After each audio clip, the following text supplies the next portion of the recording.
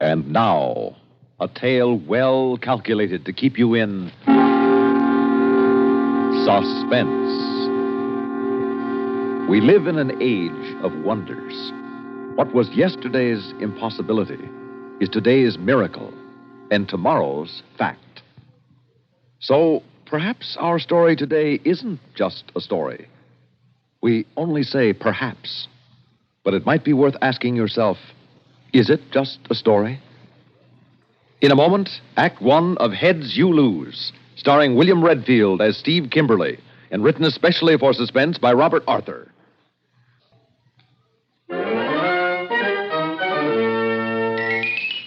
It was a nice, chilly morning in October, and Rollo Collins and I were sitting in Rollo's office wondering where our next dollar was coming from. Rollo didn't look hungry since he weighs about 300 pounds and has the appearance of a dishonest cherub, but I knew he was. As for me, Steve Kimberly, I felt like a walking skeleton. Rollo and I were private detectives. Now, I won't try to whitewash us. Let me just say nobody ever actually proved anything against us. But we were, let's face it, a firm people came to in desperation with cases more reputable firms wouldn't handle. And when the intercom buzzed, Rollo and I jumped. Yes, my dear. A gentleman by the name of Harrison Ward to see you, Mr. Collins. Mr. Ward? That's right, sir. He's an attorney. Oh, by all means, show him right in. Yes, sir. Harrison Ward was a tall, thin guy with a tall, thin face. And as he closed the office door and looked at us, his Adam's apple jumped up and down nervously. My name is Ward, Harrison Ward. I'm an attorney. I wish to engage you to find someone for me. Oh, butter wouldn't have melted in Rollo's mouth as he waved Ward to a chair. You've come to the right place, Mr. Ward.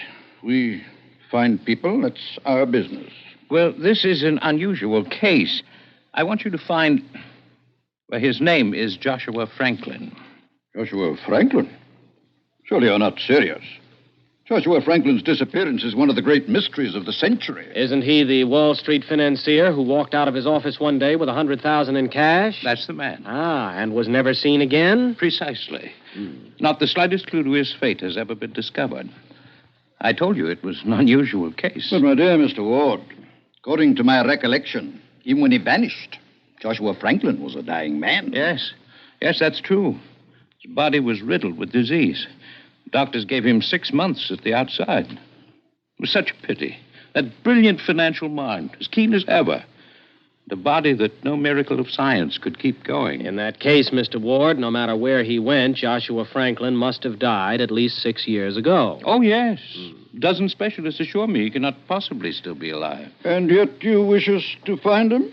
My dear Mr. Ward, on occasion we do the impossible. But we cannot work miracles. What you need, Mr. Ward, is a spirit medium. Please, gentlemen, I assure you, I've come to you in desperation. I know that Mr. Franklin must be dead, and yet... Yes? Please go on. 3 weeks ago, Joshua Franklin spoke to me on the telephone. Oh, come on now. You can hardly expect us to believe that. Well, it couldn't have been anybody else. He identified himself by a secret code. Did you recognize his voice? Well, no, it did seem changed. But it may have been a bad connection. Mr. Ward, you're certain it was Joshua Franklin? I'd swear to it. The things he reminded me of. Well, no one else knew about them, living or dead. Oh, I'll bet, especially dead. Tell me, just why did Joshua Franklin phone you? He instructed me to sell 10,000 shares of Universal Mining stock, which he owned. Did he say why? Well, he promised to explain later, but he never called again. Probably St. Peter wouldn't let him slip out to use the telephone. Steve. Mr. Ward, think carefully. Was it a long-distance call? What else could it have been, Rollo? Very long distance. I think it was a local call. But with this new direct dialing, it's so hard to tell. Well, Mr. Ward, we are forced to believe that Joshua Franklin is still alive, in or near this city. We'll take the case. Our fee is $100 a day. Well, that's quite all right. In addition, we would expect to collect the reward originally offered. $100,000 if we find him alive, and $50,000 if we find him dead. So at last, we had a case, finding a missing millionaire who had been dead 7 years. Harrison Ward gave us a $500 advance and left. My own starting point was that mysterious phone call in the order to sell 10,000 shares of Universal Mining stock. I went to a stockbroker friend. He told me the unexpected sale had created a small panic in Universal Mining. Somebody usually makes money off such panics. My friend came up with a name. The name of an individual who had sold Universal Mining short just before the panic and made about $20,000. The man was an amateur, not an experienced Wall Street operator. I did some checking on the fellow and then reported back to Rollo Collins. You say his name is Green. Dawson Green? Mm-hmm. Don't place it. But somehow it's familiar. Professor Lawson Green, Ph.D., FRCS, and a lot of other initials. About 10 years ago, he was a professor of neurosurgery at a big medical college. You say he was. What happened? Well, he got mixed up in some kind of scandal, something to do with some rather radical experiments he was making, and he resigned. Since then, he's been living all alone out in the suburbs. And you think he made that telephone call and hoaxed our legal friend, Harrison Ward? Oh, Rollo, I think he did. He's the only one who cashed in on the deal. Curious, Steve. Curious. I wonder where he got that confidential stuff he told Ward. Maybe he knew Joshua Franklin once. Anyway, I'm going to find out. Sit tight, Rollo, while I go out and have words with the mysterious Professor Green.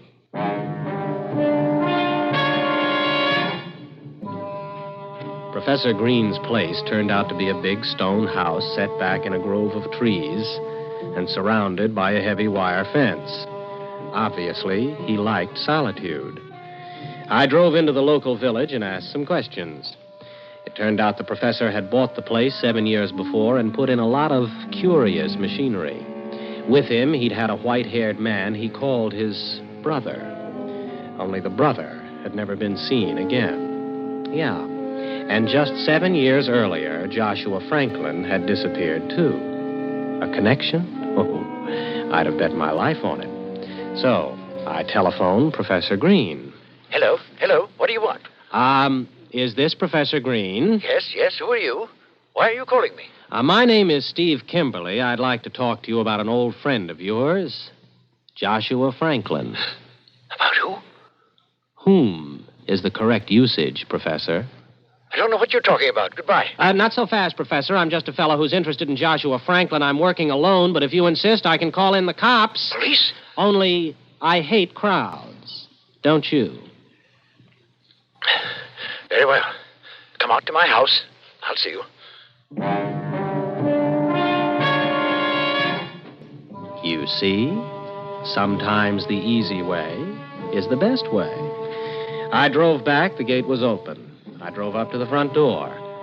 A little white-haired man with bright, nervous eyes and shaking fingers let me in. Well, come in. Thank you, Professor. I'm glad you agreed to see me, alone. I haven't any idea what you want.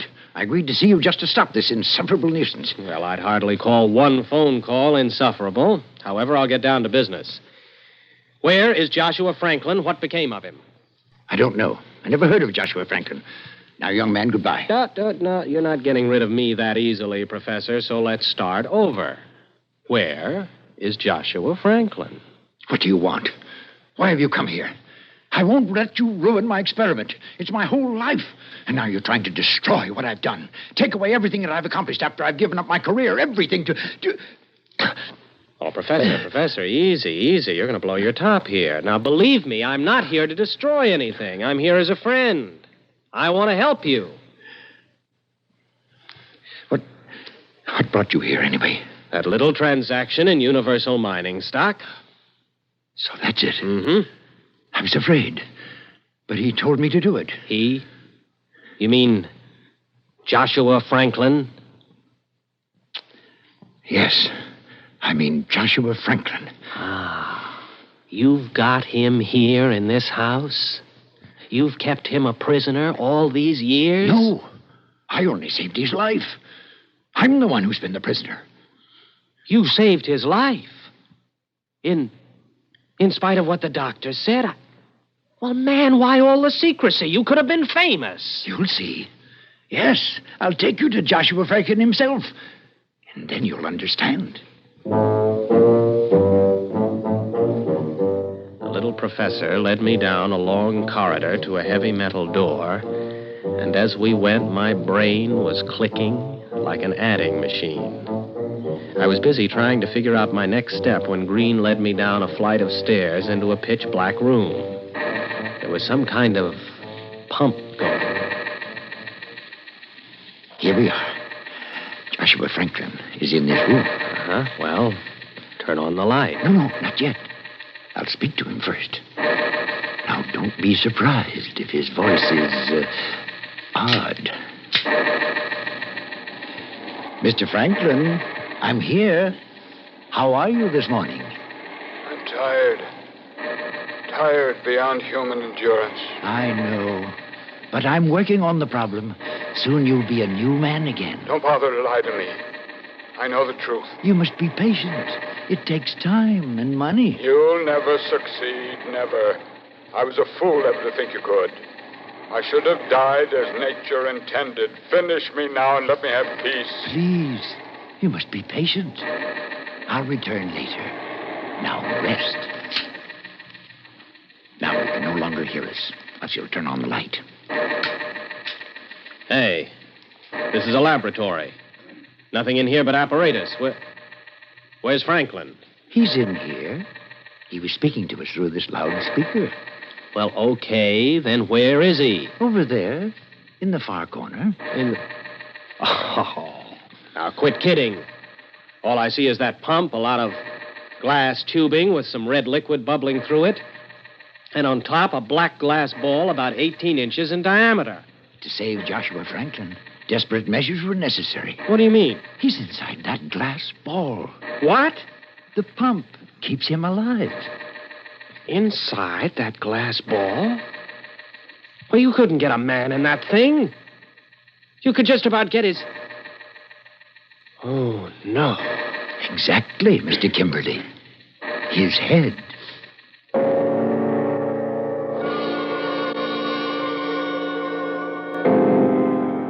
I believed him. I had to believe him. We went back upstairs and talked. Green told me how he'd been experimenting with animals, gone too far, and got fired. Then how Joshua Franklin had come to him. You see, he had heard an exaggerated account of my experiments. He offered me $100,000 to give him a new body. Put his head on a new body? Exactly. I told him I couldn't do it. He insisted. He was dying and he was frantic. So, I agreed. Knowing all the time you couldn't? Not then, no. But I hoped that someday I could. So, we came here, and I performed the operation. I discarded the disease-ridden body. I placed the healthy head inside the glass, where it's kept alive by a circulating nutrient fluid. Oh, but the details don't matter. All these years, I've struggled in secret, afraid that if the world knew, I'd be called a monster and put in jail. And now it's all for nothing. Nothing. You found me out. You'll call the police. Now, Professor, take it easy. You've got it all wrong. I'm here to help you. Help me? How? Well, for one thing, I'm going to be your business manager. I don't understand. Now, look, you need assistance, a big laboratory with those you might succeed yet in learning how to join Franklin's head to another healthy body. Oh, yes. Yes, I could. I'm sure of it. Oh, but it would take so much money. That's just it. That'll be my job. Now, downstairs in that lab, you have one of the smartest minds that ever operated on Wall Street. We'll use it to plot stock market operations that will net us millions. That universal mining deal was just penny ante stuff. Oh, but it won't work. He won't cooperate. It's all right. Let me argue with him. Maybe I'm more persuasive than you are. I'll talk to him now. Alone.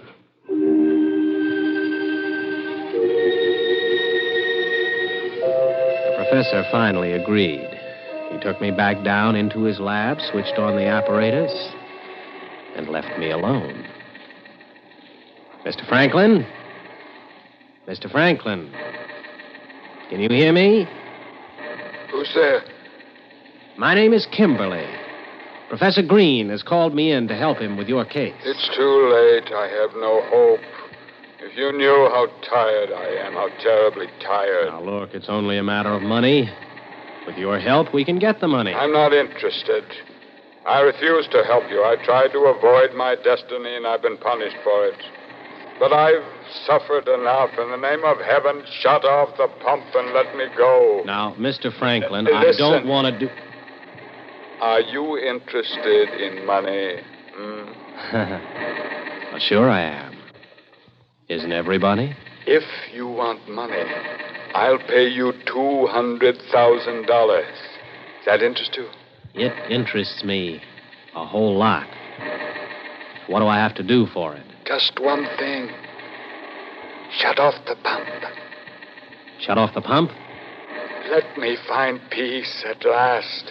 If you knew how unendurable it is to spend your life in utter blackness, thinking, always thinking, please, Mr. Kimberly, tell me that you agree. Uh-huh. Well, why not?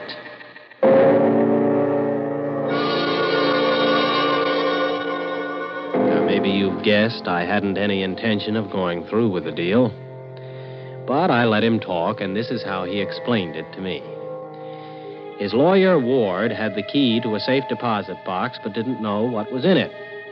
We arranged I was to phone Ward, put the phone in front of the speaker, and that way Franklin could talk to him like he had before.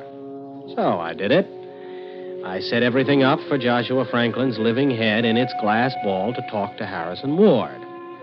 Ward was puzzled, but he agreed to give me the key when I arrived, and I hung up fast. Here, Mr. Franklin. It's all set. Now keep your word. Shut off the pump. Well, sure, Mr. Franklin, sure. Just as soon as I get the money out of the deposit You box. promise to stop the pump. And I will, but I haven't got the money yet. As soon as I have it, I'll turn the pump off. Ah, thank you. And after all these years, I'll be able to have peace. You're not lying to me. You swear you will stop the pump and let me go? Sure, Mr. Franklin, I swear it.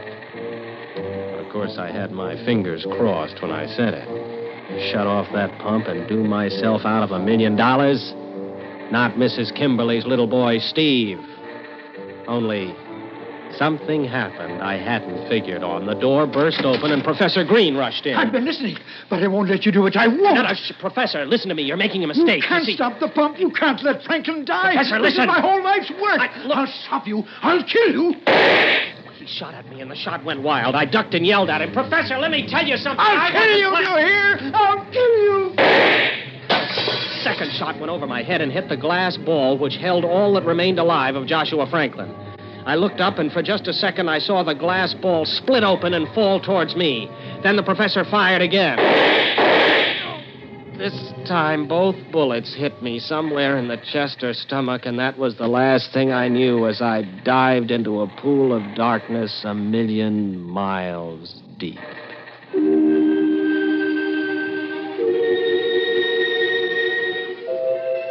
How long the darkness lasted, I don't know. A day, a week, a year. But at last, through the darkness that seemed to crush in on me like a ton of black velvet curtains, I heard Rollo's voice. Steve? Steve, can you hear me? Steve? I tried to open my eyes and found they were open, and it was still pitch dark. I moved my lips, and words came out. Rollo, I hear you. Oh, that's fine, Steve. That's fine. I was worried about you. Where am I? What happened? I remember Green shooting me, then... One question at a time, Steve. As for where you are, you're in Washington, D.C. In Washington? In a secret room down in the basement of a certain hospital, Steve, my friend. You can expect lots of company. Doctors, scientists. They'll all be here to ask you questions. Oh, you mean about Green and How he kept Joshua Franklin's head alive. No, Steve. About you? You see, officially, you're dead. I'm dead? You had a very nice funeral in Lawnwood Cemetery. What are you talking about? Why does your voice sound so funny? Because you're hearing it through a special hookup. You see, Steve, when you didn't come back, I called on Professor Green. After he killed you, he cracked up completely. But not before he'd done one thing. Not before he'd saved your life. The same way he saved Joshua Franklin. No. It's not true. I'm afraid it is. Listen. That's the pump that keeps you alive. The government is taking care of you now, Steve. You're a top secret hush-hush project. But you should feel pretty good. You're immortal now. You're going to live forever in your little glass jar.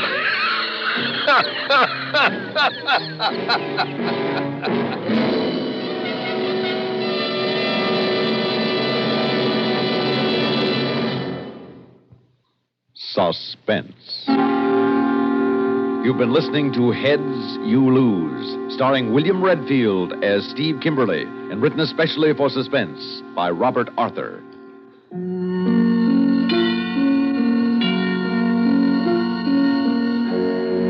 Suspense is produced and directed by Bruno Zerato, Jr., music supervision by Ethel Huber. Featured in tonight's story were Raymond Edward Johnson as Joshua Franklin, Melville Ruick as Professor Green, Santos Ortega as Rollo Collins, Kermit Murdoch as Harrison Ward, and Jimsy Summers as the secretary. Listen again next week. Another tale well calculated to keep you in suspense.